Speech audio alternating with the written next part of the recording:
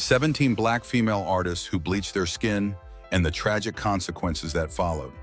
Behind the golden records and standing ovations of 17 iconic black women lies a chilling industry secret: the high cost of a camera-ready complexion.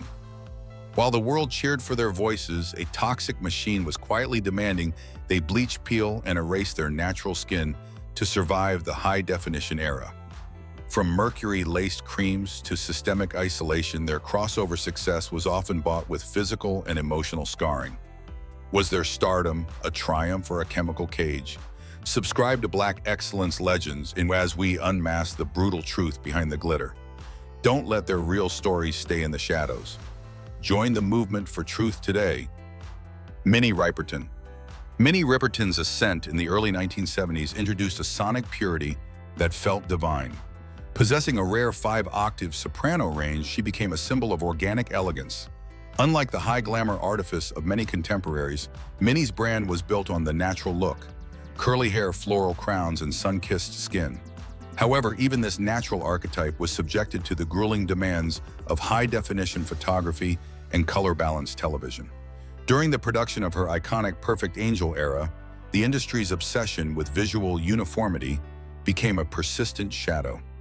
Documentation from studio sets suggests that even artists with lighter natural complexions were encouraged to use corrective makeup and superficial chemical exfoliants to prevent muddiness under harsh tungsten lights. Minnie, known for her sharp intellect and autonomy, encountered these industry standardizations during high-profile promotional shoots. While she briefly experimented with these preparations, her reaction was immediate. Close associates noted her swift rejection of any product that caused even minor dermatological discomfort, prioritizing her health over the industry's aesthetic rigidness. The tragedy in Minnie's story isn't one of vanity, but of stolen time. Her 1976 breast cancer diagnosis shifted her focus from the surface to survival. She became one of the first celebrities to speak candidly about her mastectomy, courageously shifting the narrative from perfect beauty to the raw reality of a woman's body. She refused to be a silent product of the music machine. By the time of her passing in 1979 at age 31, she had established a boundary. Her skin and her story belonged to her, not the stylist. Her legacy remains a reminder that true brilliance doesn't need to be polished or lightened. It simply needs to be heard. Sarah Vaughan. Sarah Vaughan, affectionately dubbed Sassy or the Divine One, navigated an era where the jazz world's focus shifted from the auditory to the visual. By the early 1970s, as she entered her legendary status, the music business underwent a radical transformation.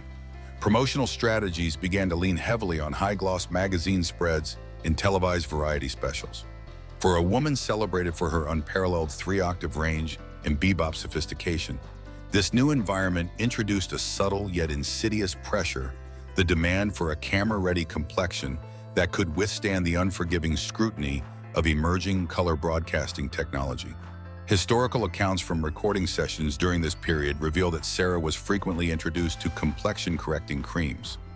These products, often distributed casually in studio dressing rooms, were promoted as professional tools to minimize the visual depth of skin texture under intense heat-emitting stage lights. Unlike younger starlets who felt forced to comply, Sarah's response was rooted in her established authority.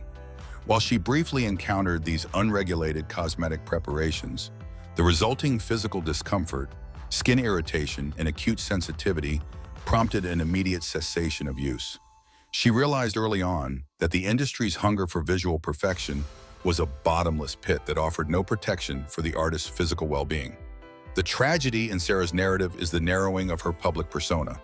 As the industry's appetite for youthful, polished imagery grew, veteran artists who refused to engage in aggressive aesthetic maintenance often saw their mainstream media invitations dwindle. Sarah responded by refocusing her energy on live performances and selective recordings, where her voice remained the undisputed protagonist. By the time of her passing in 1990 from lung cancer at age 66, Sarah had proven a vital point: an icon's worth is measured by the resonance of their spirit, not the tone of their skin. Her legacy stands as a testament to the power of saying no to an industry that often asks for everything but the truth. Abbey Lincoln. Abbey Lincoln was never merely an entertainer. She was a sonic revolutionary who utilized her platform to challenge the aesthetic and political status quo. Emerging in the late 1950s as a glamorous supper club singer, she famously shed that siren persona to embrace her natural identity during the civil rights movement. By the 1970s, as the entertainment industry pivoted toward a high-definition visual culture, Abbey found herself at a crossroads. The system began to prioritize a softened version of Black femininity, one that was more palatable to mainstream audiences and easier to capture under the intense, unforgiving glow of television studio lighting.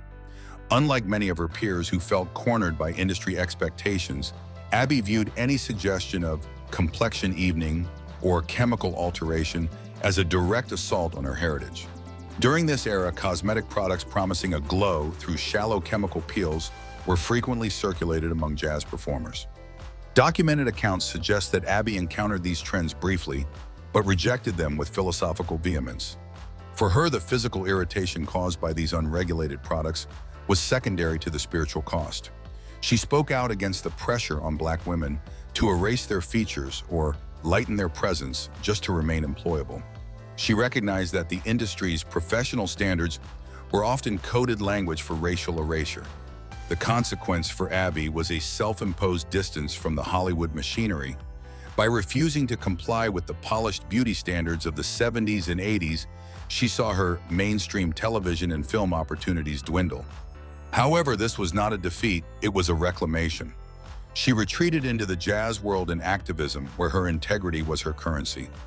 By the time of her passing in 2010 at age 80, Abbey Lincoln had left a legacy defined by substance over surface.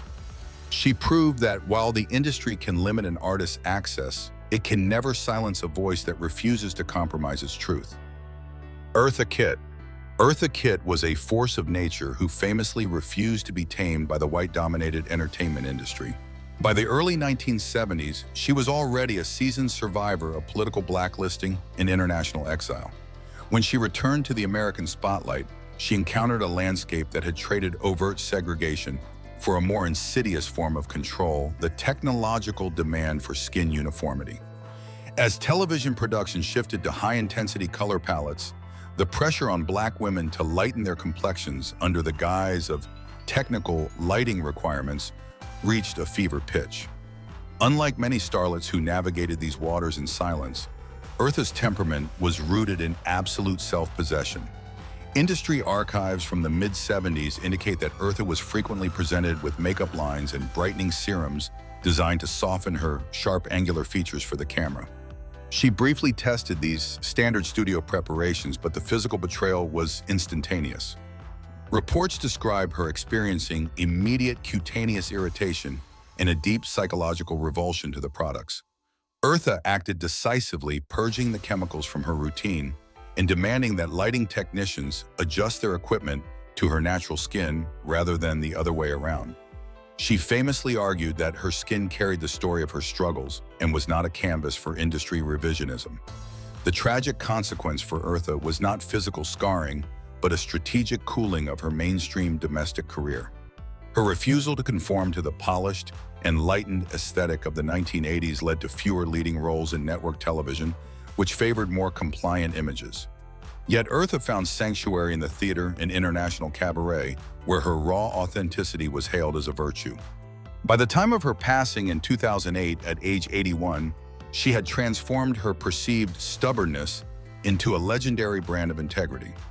Eartha Kitt proved that the most radical act a Black woman could perform in a world of filters was to remain exactly as she was: unapologetic, unshaded, and unforgettable. Diahann Carroll. Diahann Carroll was a transformative figure who shattered the maid or mistress trope for Black actresses, most notably through her historic role in Julia. By the late 1960s and early 1970s, she occupied a precarious position. She was the industry's premier example of crossover success. However, this status came with an invisible heavy tax. As color television technology advanced, studio heads and cinematographers became obsessed with visual consistency, a technical demand that disproportionately targeted Black women. For Diahann, maintaining her position at the pinnacle of network television meant navigating a system that viewed her natural complexion as a lighting variable that needed to be controlled. During her tenure on high-stakes sets, Diahann was frequently subjected to maintenance routines that were framed as professional hygiene. Industry historical accounts detail the pervasive use of chemical peels and complexion-balancing agents intended to give the skin a reflective porcelain-like finish under the unforgiving heat of studio lamps.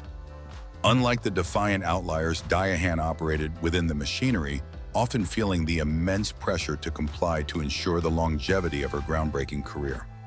The tragic consequence for Diahann was a physical and emotional toll that stayed hidden for years.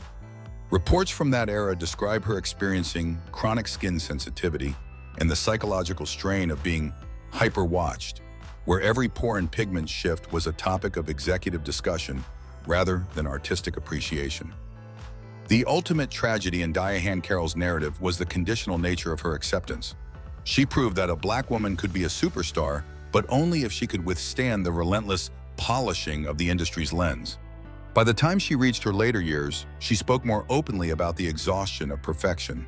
When she passed in 2019 at age 84, she left behind a legacy of immense elegance, but also a cautionary tale about the burden placed on trailblazers. Diahann didn't just break barriers, she endured the friction of those barriers against her very skin, proving that the price of progress was often paid in the silence of the survivor. Lena Horne. Lena Horne entered the 1970s not just as a singer, but as a living landmark of Black resilience.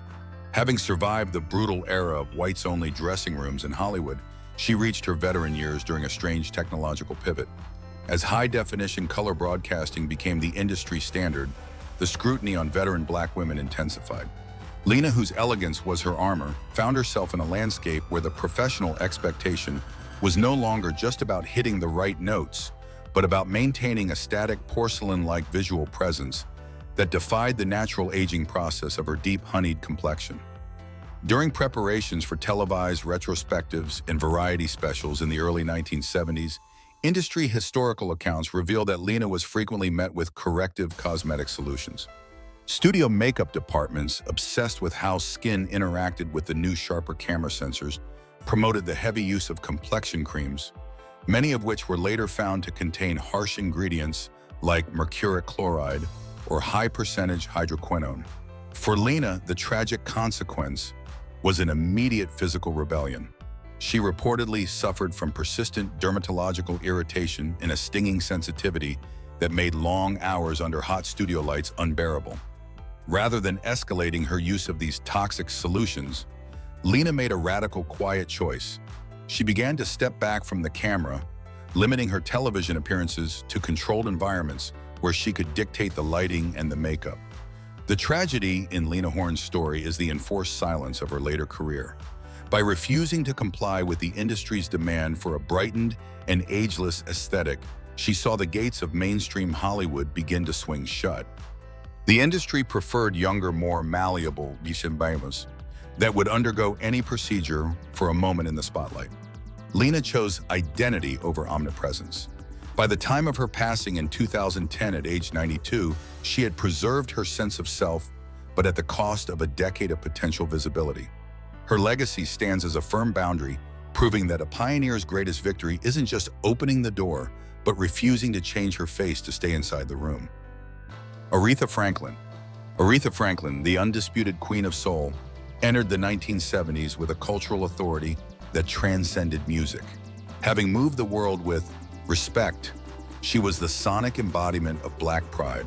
However, as the 1970s progressed into the video age, even a titan of her stature was not immune to the aesthetic policing of the entertainment industry. Television networks and photographers increasingly focused on a standardized beauty for high-definition color broadcasting began to push for a visual polish that often involved the subtle lightening of Black complexions to accommodate the limitations of studio censors. Historical accounts from the mid-1970s reveal that Aretha briefly encountered the industry's obsession with tone evening. During a series of high-profile television appearances, studio stylists introduced her to complexion brightening products that were marketed as a way to make the skin pop under intense high-heat lighting. Aretha, a woman who prized control and dignity above all else, reportedly experienced an immediate physical reaction, severe skin irritation and chemical discomfort. Unlike younger artists who felt obligated to endure the pain for the sake of their careers, the Queen of Soul reacted with characteristic fury. She didn't just stop using the products. She questioned the very premise that her natural skin required correction to match her power. The tragic consequence in Aretha's story was not a lasting physical injury, but a philosophical betrayal. She exposed a system that treated blackness as a technical problem to be solved rather than a beauty to be celebrated. This friction led to her becoming more selective with her televised appearances, often demanding specific lighting technicians who understood how to capture her without toxic intervention. By the time of her passing in 2018 at age 76, Aretha had left a legacy that was as much about her uncompromising presence as it was about her voice. She proved that royalty does not bow to industry standards, it sets them. Her refusal to be softened remains a masterclass in how to protect one's temple from a world that only wants to see a reflection of its own bias. Sade Adu emerged in the mid-1980s as a stark contrast to the era's penchant for excess. While her contemporaries were pushed toward high-volume glamour and constant visibility, Sade cultivated an image of stillness, mystery, and organic elegance. Her look, characterized by sleek ponytails, bold red lips, and a radiant, untouched complexion, became a global benchmark for sophistication. However, even an artist whose brand was rooted in less is more was not immune to the industry's pervasive suggestions for visual enhancement as she crossed over into the massive American market. During the height of her Diamond Life and Promise eras, the music industry was heavily invested in video-ready aesthetics. Behind-the-scenes stylists and studio executives often recommended tone evening procedures such as superficial chemical peels and brightening agents to ensure artists looked luminous under the flat, bright lighting of music video sets. Sade, possessing a legendary sense of self-governance, reportedly disengaged from these suggestions almost immediately. Those within her circle noted that she viewed such interventions as a threat to her creative balance and personal identity. Rather than adapting her skin to the industry's harsh lights, she shaped her environment, insisting on soft cinematic lighting and shadows that protected her natural features, rather than exposing them to chemical alteration. The consequence in Sade's story is a profound irony. She avoided the physical tragedy of cosmetic damage by embracing professional isolation. By refusing to participate in the industry's relentless cycle of image maintenance and constant promotion, she stayed invisible for years at a time. This choice protected her health, but created a distance that the industry often punished with reduced mainstream airplay between her long hiatuses. By 2026, as she continues to maintain her legendary status, Sade remains a radical example of survival. She proved that by walking away from the spotlight's toxic demands, an artist can preserve both their beauty and their soul. Her legacy is a masterclass in the power of no, showing that true icons are not manufactured by studios, but forged in the quiet strength of their own boundaries. Tina Turner. Tina Turner's 1980s comeback is often cited as the greatest reinvention in music history. After surviving years of domestic abuse and professional sabotage, she emerged as a rock and roll titan with a fierce, independent spirit. However, as her private dancer era catapulted her back into the global spotlight, she encountered a new form of systemic pressure. The industry, now obsessed with the high-definition aesthetics of Diva, demanded a visual smoothness that often clashed with the reality of an artist who had lived, struggled, and aged. For Black women in their 40s reaching peak stardom, the technical recommendation was often to lighten or even out the skin to better reflect the neon-heavy lighting of 1980s music videos. Despite these subtle suggestions from studio departments, Tina approached her image with the same survival instinct that saved her life. Historical accounts from her world tours and televised specials indicate that she was frequently presented with brightening treatments and aggressive chemical peels to maintain an ageless glow. Tina, having fought too hard to reclaim her body, drew a hard line. While she utilized world-class makeup and lighting techniques, she reportedly rejected invasive chemical alterations that threatened her skin's integrity. Those close to her noted that she viewed her complexion as a badge of her journey, refusing to erase the history etched into her skin for the sake of a corporate lens. The consequence in Tina's story was the physical and emotional toll of constant vigilance. While she avoided the chemical scarring that plagued others, she had to spend decades guarding her image against an industry that rarely prioritized the health of Black performers. Her later health battles, including kidney failure and cancer, were unrelated to cosmetics, yet they underscore a deeper truth. Tina Turner spent her entire career fighting to protect her vessel from harm. By the time of her passing in 2023, at age 83, she had proven that a Black woman could reach the pinnacle of global rock without surrendering her identity. Her legacy is a testament to the power of hard boundaries, showing that true reinvention requires no erasure, only the courage to be seen as you are. Grace Jones. Grace Jones emerged in the late 1970s as a direct affront to the traditional corridors of beauty. With her flat-top fade angular features and deep ebony complexion, she redefined the visual language of the avant-garde. While many of her contemporaries were being nudged toward commercial, softening a process that often included skin lightening suggestions to achieve a crossover appeal, Grace moved in the opposite direction. She weaponized her darkness, utilizing high-contrast photography and sculptural lighting to accentuate her natural skin tone, rather than hiding it behind the era's pervasive cosmetic veils. Industry archives from the 1980s highlight a recurring friction between Grace and the mainstream music machine.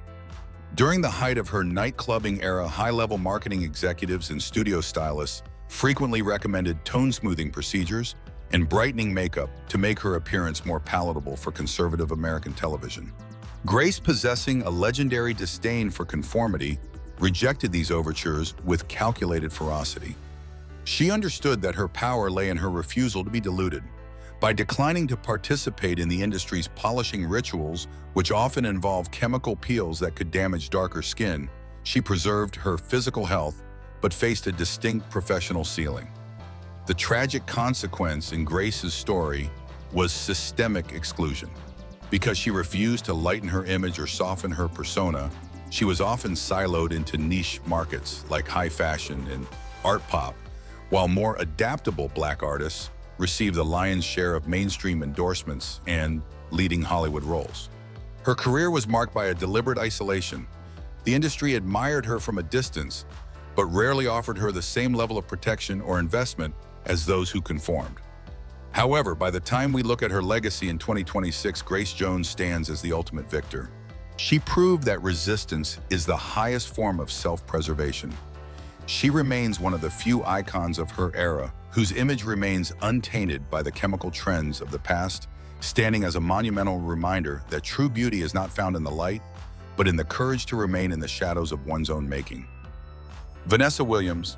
Vanessa Williams entered the global consciousness in 1984 as a symbol of unprecedented progress, becoming the first Black woman crowned Miss America. However, that triumph quickly morphed into a public trial when a scandal involving private photographs stripped her of her title. In the fallout, the entertainment industry's gaze shifted from admiration to a relentless microscopic scrutiny of her acceptability. As she transitioned into a recording career and high-profile acting roles, Vanessa was thrust into a mid-'80s media landscape that demanded visual perfection as a prerequisite for redemption. For a Black woman navigating the disgrace to grace narrative, the industry's pressure to maintain a non-threatening, luminous and uniform complexion was immense. During her early years at major labels and film studios, industry veterans often framed image management as a professional lifeline. Internal accounts suggest that she was frequently advised to utilize tone-balancing products and aggressive cosmetic routines, often marketed as essential for the high-intensity lighting of music videos and television dramas. While Vanessa has never confirmed intentional skin bleaching, she has spoken candidly about the suffocating pressure to look composed and controlled at all times. The industry's technical demand for a porcelain-like finish meant that any natural shift in pigment was treated as a flaw to be corrected. The tragic consequence for Vanessa was not a physical collapse, but a state of conditional acceptance. She was allowed to succeed, but only if her image remained within the narrow, polished boundaries defined by a system still uncomfortable with authentic Black beauty. The ultimate tragedy in Vanessa Williams' story is the emotional tax of constant judgment. She had to rebuild her life under a lens that prioritized her surface over her immense vocal talent and acting range. Despite this, Vanessa's narrative is one of extraordinary endurance. She refused to let the industry's obsession with her image define her worth, eventually finding massive success on Broadway and in television on her own terms. By 2026, she remains a powerhouse of versatility. Her legacy proves that while the industry may attempt to weaponize an artist's image against them, true talent can survive the harshest scrutiny, thriving long after the polishing demands of the past have faded. Janet Jackson. Janet Jackson did not just inherit a legacy, she engineered a revolution. By the mid-1980s, with the release of Control, she dismantled the little sister archetype to become a global symbol of precision and power. Her career was built on athletic choreography and cinematic visuals, demanding a level of physical discipline that few could match. However, as music videos became the primary currency of stardom, Janet was thrust into a visual landscape that was increasingly unforgiving. For a woman defining her own autonomy, the industry's obsession with camera-ready uniformity presented a new kind of battlefield. Behind the scenes of her high-budget productions, the pressure to maintain a static, luminous glow under the heat of 18-hour shoot days was unrelenting. During the Rhythm Nation and Janet, Eras industry insiders noted that cosmetic preparation was treated as part of the machinery of pop. Superficial chemical peels and tone evening routines were often described to artists as preventative maintenance to ensure the skin didn't appear uneven under the harsh fluorescence of music video sets.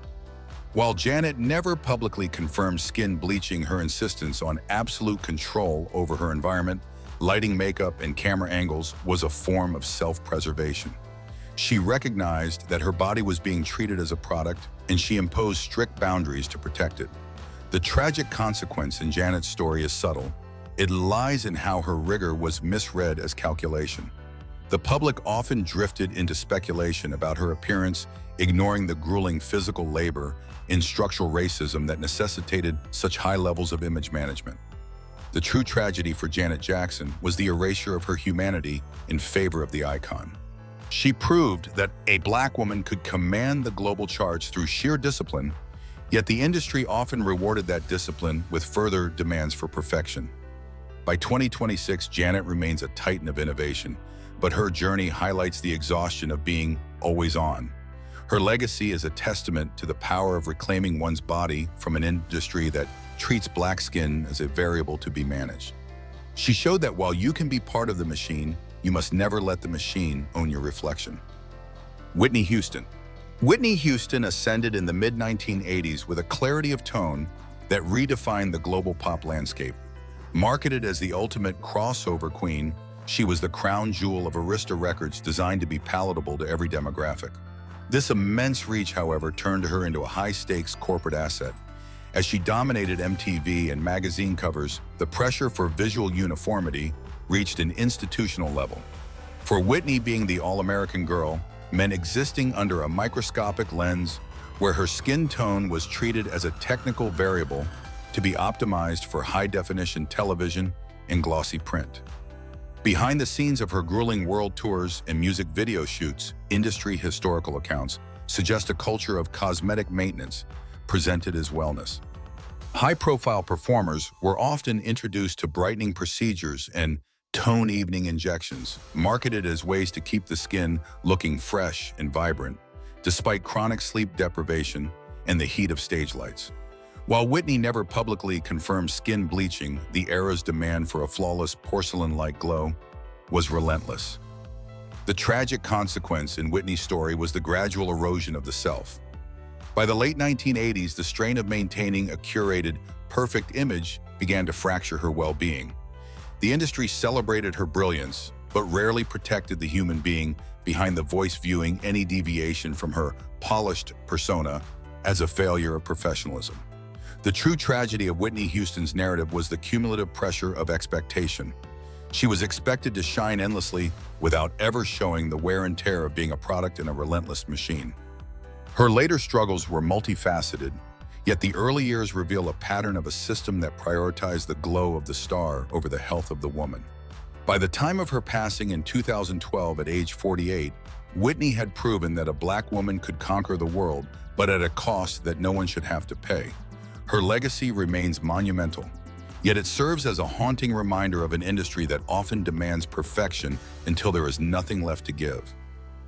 Chaka Khan. Chaka Khan burst onto the scene in the 1970s as the lightning bolt frontwoman of Rufus, armed with a vocal range that defied gravity and an untamed earthy charisma. She was the queen of funk, a title earned through raw emotion and a refusal to be polished into a standard pop mold. However, as she transitioned into her solo superstardom in the early 1980s, the music industry's MTV era shift introduced a narrowing of the spotlight. Suddenly, the conversation began to drift from the power of her belt to the texture of her skin. In an era where crossover appeal was the ultimate corporate goal, the industry's aesthetic policing became a subtle but persistent hum in the background of her career. During the production of her solo breakthroughs industry, historical accounts suggest that Chaka was frequently met with suggestions for image management. This included the promotion of tone evening products and cosmetic routines, framed as professional necessities for high-definition television lighting. While Chaka never publicly confirmed undergoing skin bleaching and no verified medical evidence exists of intentional alteration, she faced a growing public speculation that overshadowed her artistic growth. The tragic consequence for Chaka Khan was emotional fatigue in a distorted legacy. Those close to her acknowledged that the constant scrutiny of her appearance during a period meant to celebrate her independence deeply affected her confidence. She was forced to carry the burden of expectation, being asked to justify her face while reclaiming her career. The true tragedy of Chaka Khan's narrative was the industry's attempt to reduce a hurricane to a surface. She proved that a black woman could be the architect of her own sound, yet she had to resist a system that preferred she be a silent, polished product. Despite the noise, Chaka confronted the moment rather than retreating. By 2026, she stands as a 10-time Grammy winner whose influence on funk, soul, and pop is monumental. Her legacy is a testament to the fact that a voice that powerful never needed altering to be seen. She showed the world that while the industry may focus on the glow of the skin, the fire in the soul is what truly burns through time. Donna Summer. Donna Summer did not just dominate the disco era, she was its definitive architect. By the mid-1970s, her voice was the pulse of global nightlife, projecting an image of high-octane glamour and futuristic soul. However, the speed of her ascent left no room for the woman behind the Queen of Disco title to breathe. As she became a staple of televised variety shows and music videos, she encountered a grueling visual standard. For black women at the center of the disco explosion, the industry's technical solution for the era's harsh, flat studio lighting was the promotion of aggressive cosmetic maintenance. Industry archives from the late 1970s reveal that performers like Donna were frequently encouraged to undergo superficial chemical peels and utilize tone evening products, routines marketed as practical solutions for remaining camera-ready. While Donna Summer never publicly confirmed intentional skin bleaching, the physical toll of this image management was documented by those closest to her. By 1978, at the height of her fame, she suffered from chronic skin sensitivity, irritation under heavy stage makeup, and mounting anxiety tied to her visibility. The tragic consequence in Donna's story was physical and emotional erosion. The pressure to remain a flawless, shimmering icon during disco's peak weighed heavily, leading to private moments of exhaustion that the public only saw as frequent pauses in her schedule.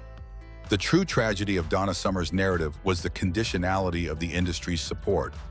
When the disco backlash of the early 1980s arrived, the system that had demanded her perfection abruptly withdrew its investment. She was left to navigate the emotional aftermath of an era that had viewed her as a polished product rather than a human being. By the time of her passing in 2012 at age 63, she had reclaimed her dignity, but the scars of the shimmer remained part of her history. Her legacy is a reminder that relentless exposure combined with systemic image control can quietly drain even the most radiant voices long before the music stops. Diana Ross. Diana Ross is arguably the blueprint for the modern global superstar. As the lead of the Supremes and later a solo titan, she was the first black female artist to truly conquer the mainstream crossover market on a massive scale. However, being the face of an entire industry's ambition meant Diana was subjected to the most rigorous aesthetic standards in entertainment history.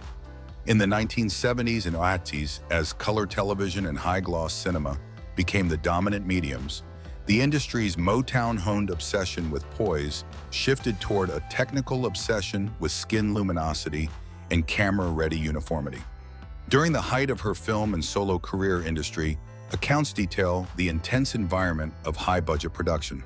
To accommodate the lighting technology of the era, which was optimized for lighter skin tones, studio makeup departments often utilized corrective bases and chemical exfoliants to ensure a reflective, flawless finish. While Diana Ross has never confirmed the use of skin bleaching agents, her career was defined by a level of visual maintenance that left no room for imperfection. The tragic consequence for Diana was a lifelong struggle with the suffocation of the persona. Close associates from her peak years described her as being hyper-managed, where every public appearance was a high-stakes performance of beauty. This relentless pressure to maintain a specific, polished image contributed to periods of profound isolation and the psychological strain of never being allowed to turn off the icon. The true tragedy of Diana Ross's narrative is the invisible labor of being the first. She proved that a Black woman could be the ultimate supreme, but she had to navigate a system that often treated her natural features as hurdles to be managed by lighting and cosmetics. By 2026, as she continues to perform with legendary grace, Diana Ross remains the ultimate survivor. She showed that while the industry can demand a specific reflection, the artist's inner drive is what actually sustains the light. Her legacy is a testament to the fact that she didn't just meet the industry's standards, she endured them, paving a road for every artist who followed. Natalie Cole. Natalie Cole entered the spotlight in the mid-1970s. With a formidable inheritance, she was the daughter of the legendary Nat King Cole. While her lineage opened doors, it also placed her under a suffocating magnifying glass. The industry expected her to embody a specific pedigree of Black excellence, one that was sophisticated, pristine, and visually consistent with the high society glamour her father had navigated.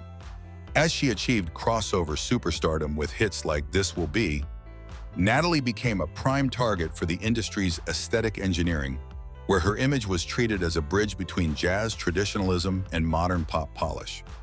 During the late 1970s and her subsequent 1980s resurgence, studio executives and image consultants emphasized a refined look. Behind the scenes of major television specials and music videos, Natalie was frequently introduced to complexion balancing treatments and brightening makeup formulations. These were marketed as professional necessities to ensure her features remained soft and clear under the unforgiving heat of color-balanced studio lights. While Natalie was candid in her autobiography about her struggles with substance abuse, she also touched upon the immense pressure to maintain a perfect, untarnished exterior. The tragic consequence for Natalie was the fragmentation of her identity. She felt forced to perform perfection while her private reality was fracturing. The industry's demand for a polished, luminous princess of pop image meant that any sign of fatigue or physical distress was seen as a threat to her commercial viability. The ultimate tragedy of Natalie Cole's narrative was the dehumanizing nature of the perfect image. She proved she could dominate the Grammys and the charts, but the cost was a career spent under the weight of a curated reflection. It wasn't until her later years that she was able to fully embrace her own skin and story, moving away from the brightened expectations of her youth. When she passed in 2015 at age 65, she left behind a legacy of incredible vocal mastery. Her journey serves as a poignant reminder that while an artist can inherit a spotlight, they also inherit the systemic pressures to alter themselves to fit it. The systematic pressure placed on these 17 icons reveals a darker dimension of the entertainment industry, where technical standards often masked racial bias.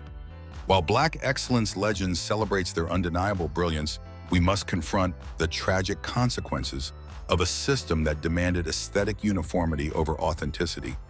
From chemical scarring to professional isolation, these women paid a high price for their global visibility. This history forces us to ask, was the price of crossover success worth the erosion of their natural identity? And has the industry truly evolved, or have the methods of control simply become more sophisticated?